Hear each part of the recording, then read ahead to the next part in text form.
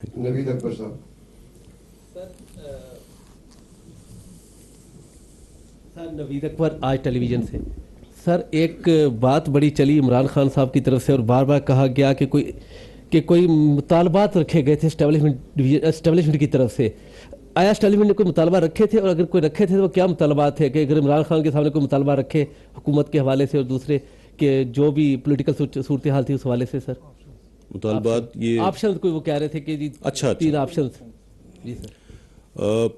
देखिए वो options establishment की तरफ से नहीं रखी गई थी।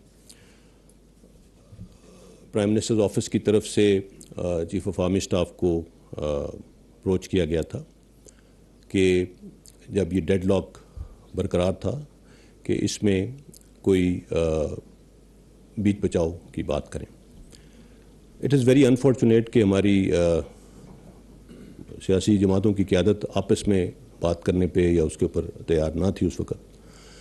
सो आर्मी चीफ और DGI भी उसमें गए PM ऑफिस। वहाँ पे उनके साथ जो उनके मुख्तलिफ और रफ़क़ा थे उनके साथ बैठ के वहीं पे ये 3 सिनेरियोज़ डिस्कस हुए कि क्या क्या हो सकता है। और उन 3 सिनेरियोज़ में एक सिनेरियो जो था कि जी no confidence motion goes as it is, दूसरा था कि प्राइम मिनिस्टर साहब रिज़ाइन कर दें, और तीसरा था कि अपोजिशन नो कॉन्फिडेंस मोशन वापस ले ले और प्राइम मिनिस्टर साहब असम्बलियाँ डिज़ोल्व करके फ्रेश इलेक्शंस की तरफ चले जाएं। ये तीसरी ऑप्शन जो थी उस वक़्त वज़ीर-ए-आज़म साहब ने कहा कि जी ये दिस इज़ एक्सेप्टेबल, ये आप हमारे बिहाफ पे उनसे बात करें।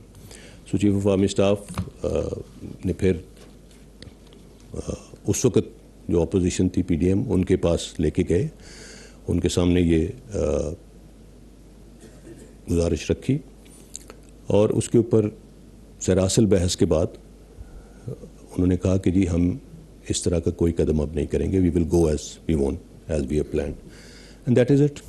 कोई ऑप्शन इस्टेब्लिशमेंट की तरफ से ना दिया गया ना सामने रखा गया। ठीक है जी।